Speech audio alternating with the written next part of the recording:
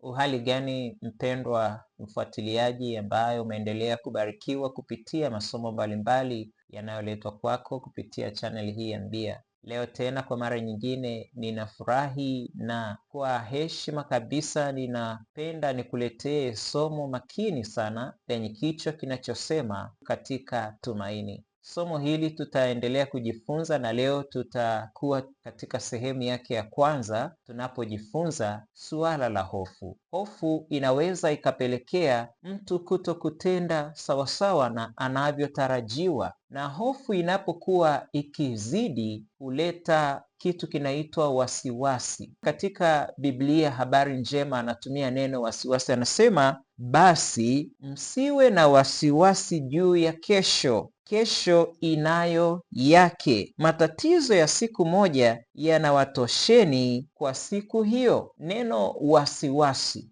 katika kujifunza suala la afya ya akili, wasiwasi ni mojawapo ya tatizo linaloleta changamoto katika afya ya akili ya mwanadamu. Kwa hiyo suala la hofu ni suala nyeti ambalo linahitaji ufafanuzi, linahitaji mwongozo wa pekee ambao unaweza kumsaidia mtu yeyote ambaye anatamani kuishi maisha ya amani, kupata tumaini katika ulimwengu ambao una sababu nyingi za kutupatia maisha ya hofu. Mtu mmoja mashuhuri katika historia, bila shaka unamfahamu, uliwahi kusikia, anaitwa Napoleon Bonaparte. Katika historia mnamo mwaka 1769 hadi 1821 alifanya mambo makubwa, mapinduzi makubwa. Inaonekana namna ambavyo alikuwa jemedari wa kivita na alishinda katika maeneo ya Ulaya kwa kiwango kikubwa sana. Jemedari huyu pamoja na umashuhuri wake, mojawapo ya kitu ambacho nimejifunza ya kwamba kilikuwa kikimsumbua ni hofu ya paka. Kwenye saikolojia wanatumia neno hili ailurophobia. Hili tatizo lilikuwa kubwa sana kwa jemedari huyu, na unaweza ukabaini ya kwamba inawezekana kitu kidogo tu kikapelekea maisha mwanadamu kubadilika kabisa. Kwa hiyo kuhusiana na tatizo hili, leo tunapoangalia sehemu hii ya kwanza, kuna hatua ambazo ikiwa mtu anaweza akazielewa, inaweza kuzuilia matatizo makubwa yanayoweza kutokea ikiwa tatizo la hofu halitashughulikiwa kwa haraka. Ninakualika basi tupate kuomba kwanza, alafu kisha tuendelee. Tuombe. Mpendo wa Baba yetu wa mbinguni, tunapoingia katika kujifunza, tunaomba wewe uliye mwalimu mkuu upate kutuelewesha. Tufurahie kile ambacho naweza kutueleza kupitia neno lako, namna tunavyoweza kupata tumaini katika hofu. Uwe nasi mpaka mwisho, na mbariki msikilizaji na mtazamaji huyu. Tubarikiwe sote kwa jina la Yesu, amina. Tunapozungumza habari ya hofu, hoja kubwa ni kwamba tupate kufurahia uwepo wa neno la Mungu pamoja nasi. Hofu ambayo inaweza ikapelekea wasiwasi, inaweza kuleta afya ya akili ya mwanadamu kutokuwa sawasawa. Hofu hii inaweza ikapelekea mtu asitende sawasawa na anavyopaswa kutenda. Na hivyo nilipokuwa nikitafakari habari ya hofu, nikagundua ya kwamba hofu ni pale ujasiri unapotoweka na kuona kuwa mbadala ni afadhali kuliko kukabiliana na tatizo ambalo linakusibu. Unapogundua ya kwamba liko jambo linalokutisha, unaweza ukatumia njia mbadala ambayo unadhani ni afadhali hiyo kuliko kukabiliana na uhalisia. Maisha ya mwanadamu yanakumbwa na mambo mengi. Kuna nyakati zinazokuja katika maisha, kwa mfano pale mtu ambapo anauguza mwenzi wake, anauguza mtu wake wa karibu, mtu ambaye amekuwa msaada wa karibu, na anaona afya mtu huyu inaendelea kuzorota. Hofu inaweza kuja, utisho wa kifo, kwamba ikitokea kifo kikampata huyu mwenzi, huyu rafiki, maisha yangu yatakuwaje? Na ndio maana maneno ya Bwana Yesu yanatuambia kwamba msiwe na wasiwasi juu ya kesho. Hofu inatuletea wasiwasi juu ya nini itakuwa hatima baada ya mambo haya sasa. Katika maandiko matakatifu tunapoenda kwa kina tena zaidi, kitabu cha Yakobo sura ile ya 5 na ile aya ya 17 na 18 inatupatia maelezo machache juu ya mtu mmoja mashuhuri pia katika maandiko matakatifu aliyeweza kufanya mambo makubwa, na inastaajabisha kuona ya kwamba naye alipitia changamoto kama hii ya hofu wakati fulani. Biblia inasema Eliya alikuwa mwanadamu mwenye tabia moja na sisi, akaomba kwa bidii mvua isinyeshe, na mvua haikunyesha juu ya nchi muda wa miaka 3 na miezi 6.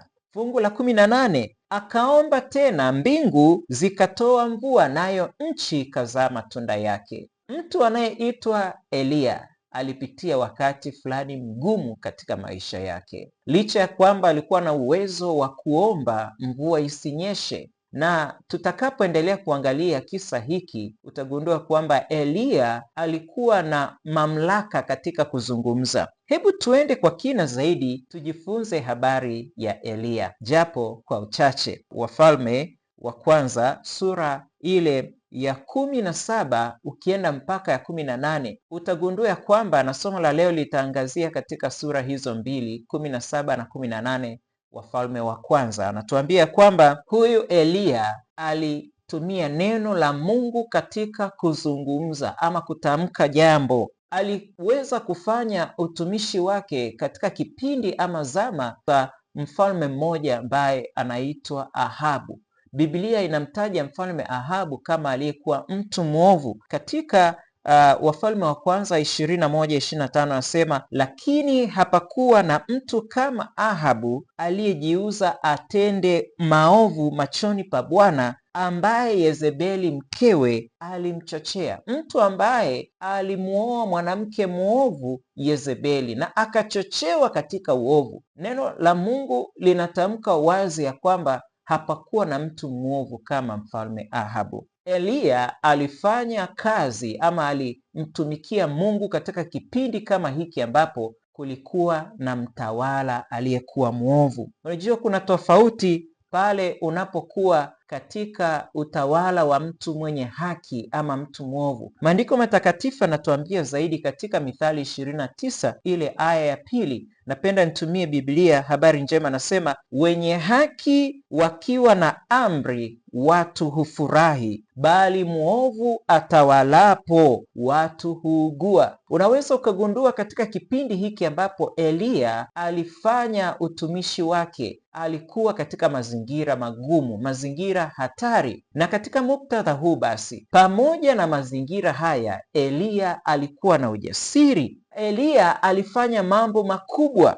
Eliya, unasoma katika sura ile ya 17 na ile aya ya kwanza, anasema basi Eliya Mtishibi wa wageni wa Gileadi akamwambia Ahabu, kama Bwana Mungu wa Israeli aishivyo, ambaye ninasimama mbele zake, hakutakuwa na umande wala mvua miaka hii ila kwa neno langu. Wakati fulani huo ulipofika, kwa sababu taifa la Israeli lilimuasi Mungu, liliacha maagizo ya Mungu, Eliya anatumwa kupeleka ujumbe wa Mungu na anaufikisha kwa mfalme huyu ambaye neno la Mungu linatuambia alikuwa muovu. Anatamka kwa ujasiri, hakutakuwa na umande wala mvua. Eliya, mtu wa namna hii, hakutafuta umashuhuri wake ama kutumia utashi wake. Maandiko yanatuambia katika ile aya ya 2 ya kwamba yeye neno la Mungu lilipomjia alilisema vile vile ilivyopaswa. Anasema neno la Bwana likamjia kusema, na ndivyo Eliya alivyokuwa. Kwa sababu Eliya alikuwa mtu ambaye alilitumainia neno la Mungu katika maisha yake, ilimfanya Eliya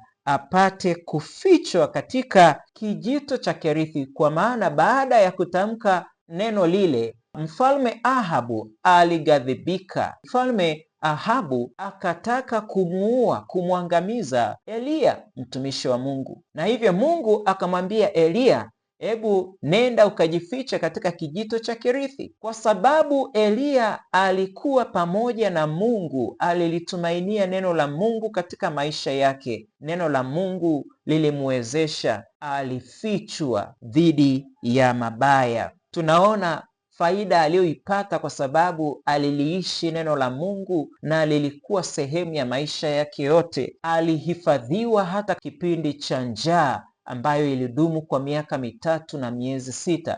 Eliya baada ya kijito kukauka alipewa tena neno la Mungu, naye akalisikia, akaambiwa aende Sarepta, mahali ambapo kulikuwa na mwanamke mjane, na alipofika kule alihifadhiwa kwa kipindi chote. Hakupatwa na changamoto hii iliyokuwa ikilikumba taifa la Israeli. Kwa sababu Eliya alitumainia neno la Mungu, kauli ya Eliya, kwa sababu ilipatana na mapenzi ya Mungu, ilikuwa ni kauli ya Mungu. Vitu hivi viwili vilienda pamoja. Hivi ndivyo upekee wa Eliya. Eliya aliomba kwa imani na kwa bidii, na maombi yake yalipata kujibiwa pasipo shaka. Eliya aliwaombea watu wakahuishwa tena. Alipokuwa kule Sarepta, tunaambiwa kwamba yule mwanamke mjane aliyekuwa anamtunza Eliya alikuwa na mtoto wake. Mtoto akaugua ghafla na kufa. Akasihi kwa mtumishi wa Mungu, na Eliya aliomba na mtoto yule akafufuka. Kwa sababu alilitumainia neno la Mungu, alipofika kule Sarepta, anamwambia yule mwanamke mjane ya kwamba ninaomba uniletee maji. Mwanamke anamwambia, unavyoniona hivi, kama Bwana Mungu wako aishivyo, nimebakiwa na unga kidogo na mafuta kidogo. Hapa nipo na mtoto wangu, tunaokota vikuni hivi ili tukapate kupika, tule kamkate hako, alafu tusubirie kufa. Eliya anamwambia, sikiliza, kama Bwana Mungu wangu aishivyo,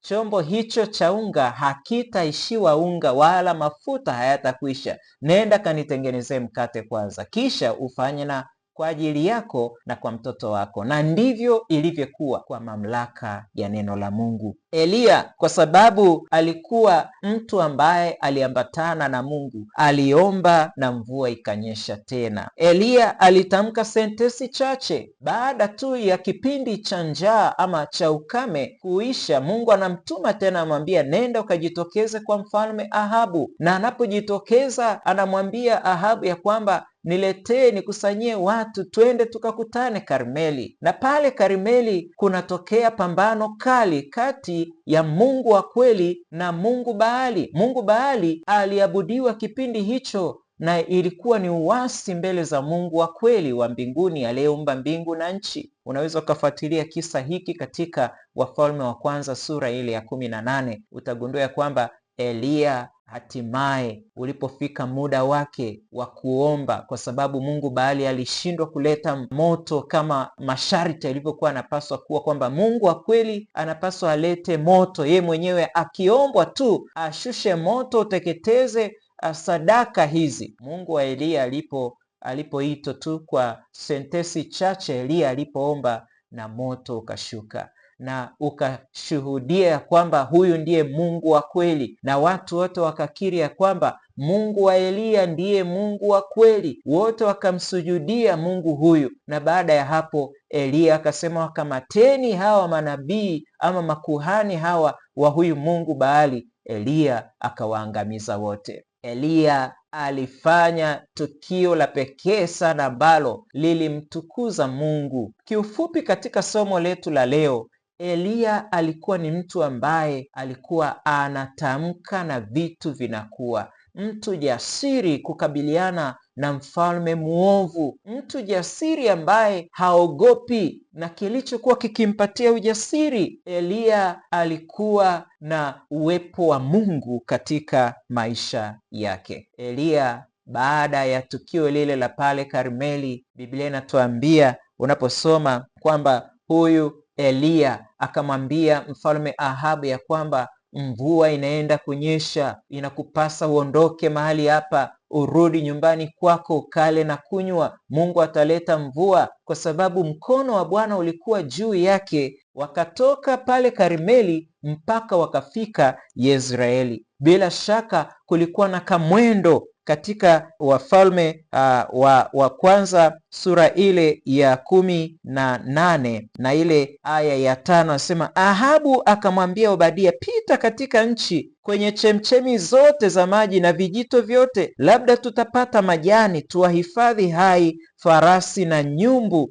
tusipate hasara ya hawa wanyama wote. Bila shaka kwa kurejelea kifungu hiki katika ile aya inayomalizia sura hii ya 18 kwamba mkono wa Bwana ulikuwa juu ya Eliya, bila shaka mfalme Ahabu alikuwa juu ya farasi wake ama nyumbu wake alipokuwa anakimbia kutoka Karmeli mlimani, anashuka anaelekea Yezreeli, ambapo ndipo yanaonekana yalikuwa ni makao yake, nyumbani kwake. Eti Eliya kwa sababu mkono wa Bwana ulikuwa juu yake aliweza kukimbia. Yeye anakimbia kwa miguu, mfalme akiwa juu ya mnyama aliyekuwa amempanda kwa ajili ya kumwezesha kukimbia. Ninajifunza jambo la pekee hapa tunapofikia mwisho wa somo hili la kwanza la tumaini katika hofu. Yapo mengi. Kama mkono wa Bwana utakuwa juu yangu, nitafanya mambo yasiyo ya kawaida. Mungu sio Mungu wangu tu kwa ajili ya maisha yangu ya kiroho, bali pia hata katika maisha yangu ya kimwili, mahitaji yangu. Mara nyingi tunapokuwa tunajiuliza hatima maisha yetu itakuwaje, maisha ya kesho yatakuwaje, inatupatia wasiwasi. Tunakosa utulivu wa akili, tunakosa afya ya akili, tunakosa amani katika maisha yetu. Mungu akiwa juu yangu, mkono wake ukiwa juu yetu, tunaweza kufanya mambo makubwa zaidi ya kawaida. Tutakuwa salama. Usikubali uende mahali ambapo Mungu hayupo katika maisha yako. Kuna maeneo ambayo Mungu hayupo, na wakati mwingine tunapoenda maeneo kama hayo, tunakumbwa na matokeo ama athari za chaguzi mbalimbali ambazo tumezifanya zisizo sawa na mapenzi ya Mungu. Usiende mahali ambapo Mungu hayupo. Mahali Mungu alipo ni mahali penye uponyaji, ni mahali palipo na usalama, ni mahali palipo na utulivu, ni mahali palipo na baraka. Mahali Mungu alipo ni mahali ambapo pamejawa na upendo. Nyumbani kwako, ikiwa Mungu atatawala wakati wote, kutakuwa na upendo. Katika ndoa yako, Mungu akitawala wakati wote, ndoa hiyo itakuwa yenye amani, tena yenye furaha. Ndoa yako itakuwa yenye furaha. Mahali ambapo Mungu yupo, hakuna wakati ambapo utakukabili na ukawa na hofu, kwa sababu unalo tumaini ya kwamba kwa kuwa Mungu yuko pamoja nami, atanilinda na mabaya yote. Ukitaka kufichwa katika maisha yako, kuwa mahali ambapo Mungu yupo. Mruhusu atawale maisha yako. Ruhusu neno lake liongoze maisha yako. Isikilize sauti yake. Eliya alisikia sauti ya Mungu. Neno la Mungu lilipomjia alitii, kwa sababu alipoambiwa ondoka, nenda Kerithi ukajifiche kwenye kijito hicho, alitii na Mungu akamlinda, akalishwa na kunyweshwa. Alipoambiwa ondoka, nenda Sarepta, nimemwagiza mwanamke mjane atakutunza huko, alikwenda akajificha, akajiepusha na njaa. Alipoambiwa nenda kwa Ahabu, alitii na kwenda. Mara nyingi katika maisha yetu tunapopewa maagizo na Mungu, hatuna utayari, hatuna uhiari. Kuna kitu fulani ndani ya maisha yetu, mioyo yetu, tunakataa, tunakuwa watovu wa nidhamu, tunakuwa wakaidi wa kusikia sauti ya Mungu. Ninapenda nikuache na ahadi hii ya pekee. Unaposoma katika kitabu cha Zaburi ya 121 aya ya 1 hadi ya 8, hii inaweza ikawa ni ahadi yako, linaweza kuwa tumaini lako katika wakati wa hofu ama nyakati zozote za maisha yako. Unapokuwa unatafuta tumaini, Biblia inasema, nitayainua macho yangu nitazame milima, msaada wangu utatoka wapi? Msaada wangu